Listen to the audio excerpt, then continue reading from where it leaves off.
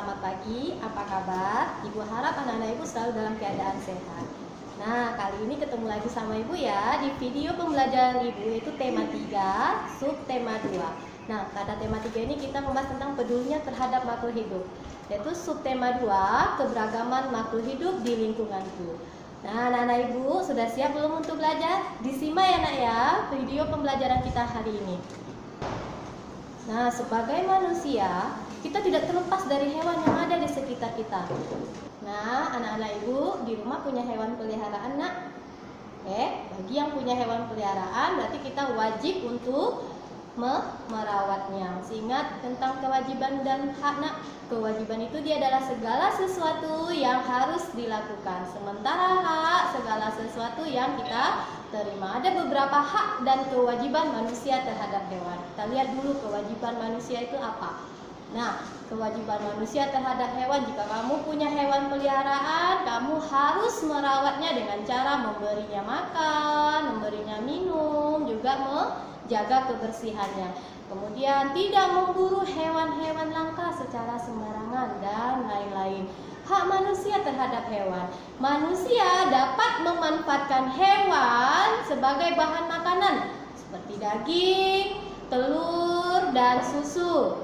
Selain itu, kotoran hewan juga bisa kita manfaatkan sebagai untuk pupuk. Nah, pupuk digunakan untuk supaya tanaman menjadi tambah subur. Juga bisa dijadikan sebagai tadi itu hewan peliharaan. Ada juga selain hewan peliharaan, ada juga namanya hewan langka. Nah, hewan langka ini adalah hewan yang harus kita lestarikan.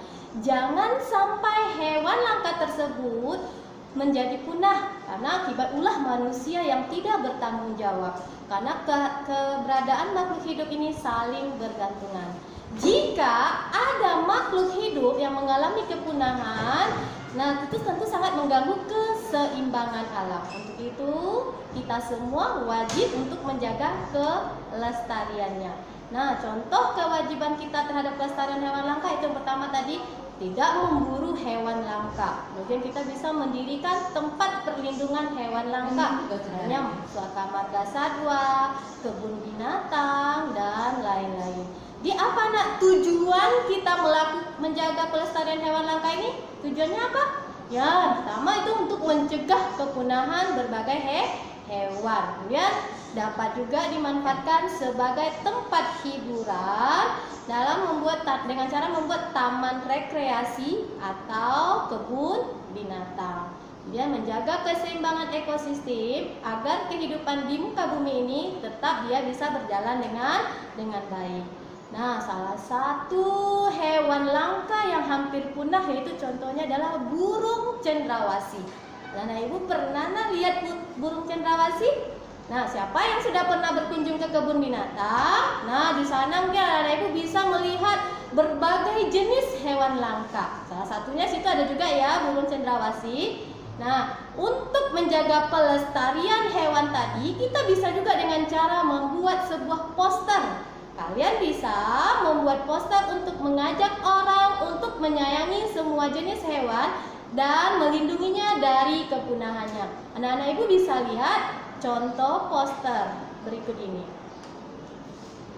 Hewan dia memiliki bagian-bagian tubuh dan fungsi tersendiri. Nah, ada beberapa hewan memiliki bagian tubuh yang sama. Namun ada juga hewan memiliki bagian tubuh dan fungsi yang berbeda-beda. Nah, hewan dia bisa hidup di darat, ada hewan yang hidup di air, dan ada hewan yang hidup di darat dan di air. Tapi secara umum bagian tubuh hewan itu dia terdiri dari kepala, tubuh, dan kaki. Nah, ibu bisa lihat gambar bagian tubuh hewan. Nah, yang ada di samping ibu ini sekarang ini adalah gambar bagian tubuh hewan dari burung. Nah, itu ada paruh, ada mata, burung ada memiliki sayap, ekor, dan cakar. Setiap bagian tubuh dari burung tadi memiliki kegunaan berbeda-beda. Itu pada mata, burung berfungsi matanya untuk melihat. Paruh pada burung itu untuk makan. Sementara ekornya untuk keseimbangan, cakar pada burung itu dia untuk mencengkram masanya dan dia untuk burung bertengger. Nah, pada video tema 3 yang subtema 1 yang lalu sudah dibahas, yaitu tentang kata tanya. Tanya itu bisa saja dia terdiri dari kata tanya apa, kapan, di mana, berapa. Nah, ketika kita bertanya kepada orang lain, tentu saja kita menggunakan yang namanya kalimat tanya. Kalimat tanya merupakan kalimat yang diucapkan kepada orang lain dengan mengharapkan jawaban. Kalimat tanya itu diawali dengan kata tanya dan diakhiri yang dengan namanya tanda tanya. Ciri-ciri kalimat tanya itu dia berisi tentang isinya menanyakan sesuatu. Kemudian intonasi pada saat kita melakukan pertanyaan itu naik pada akhir kalimat. Nah, kemudian mendapatkan tanggapannya berupa jawaban. Nah, dalam bahasa tulis itu pada akhir kalimat tanya itu kita bubuhi dengan yang namanya tanda tanya. Jenis-jenis kalimat tanya itu ada kalimat tanya biasa, yaitu adalah kalimat tanya yang membutuhkan tanggapan secara langsung atas pertanyaan yang sudah kita ajukan. Kemudian kedua yaitu kalimat tanya klarifikasi, yang disebut juga dengan kalimat tanya konfrontasi. Itu kalimat tanya yang tidak membutuhkan jawaban panjang, tetapi hanya membutuhkan jawaban iya atau tidak. Nah, kemudian kalimat tanya tersamar, yaitu kalimat yang memiliki maksud untuk memohon, merayu, menolak, dan lain-lain. Mengajukan pertanyaan itu biasanya dilakukan dalam wawancara. Nah, pada pembelajaran sebelumnya kita juga sudah dibahas tentang wawancara. Nah, apakah anak-anak ibu sudah melakukan wawancara, nak? Oke. Dalam wawancara itu harus ada apa? Tentu harus ada narasumber dan harus ada si pewawancara. Masih ingat narasumber itu siapa? Oke, narasumber adalah orang yang memberikan sebuah informasi dalam wawancara. Jadi dalam wawancara ini yang kita harapkan itu pada hasil akhirnya yaitu adalah laporan hasil wawancara. Laporan hasil wawancara ini dapat dibuat dalam berbagai bentuk. Misalnya berbentuk artikel, berbentuk formal, atau bentuk sederhana. Anak-anak ibu bisa melihat contoh format laporan hasil wawancara. Itu yang terdiri ada tema, narasumber, waktu pelaksanaan, hasil dari wawancara, dan kesimpulan. Nah, Indonesia. Nah, kita ini kan negara Indonesia.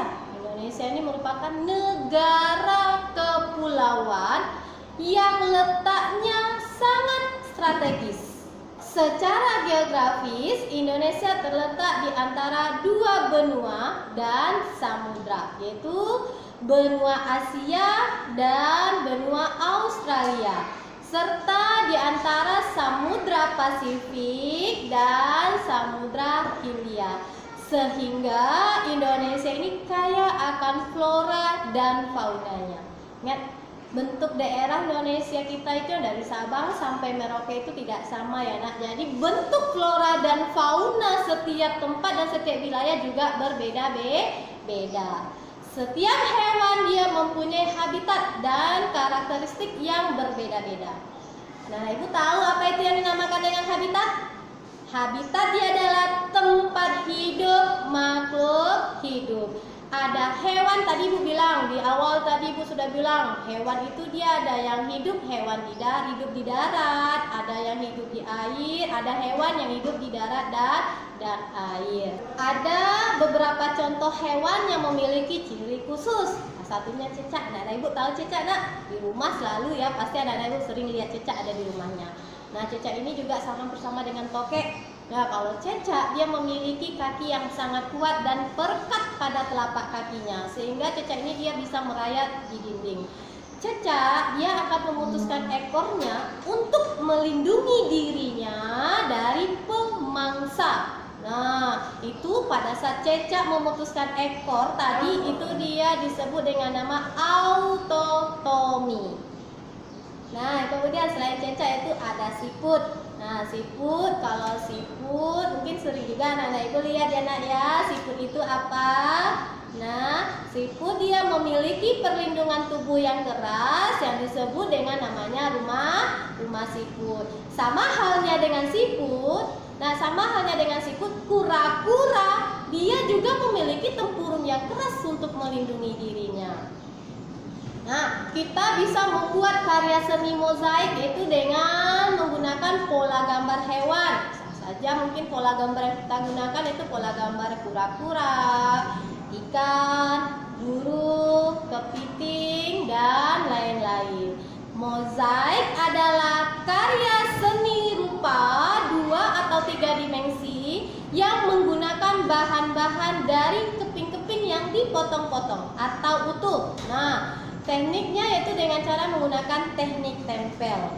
Bahan-bahan yang digunakan pada mozaik bisa saja dia kertas, kepingan kaca, dan pecahan keramik.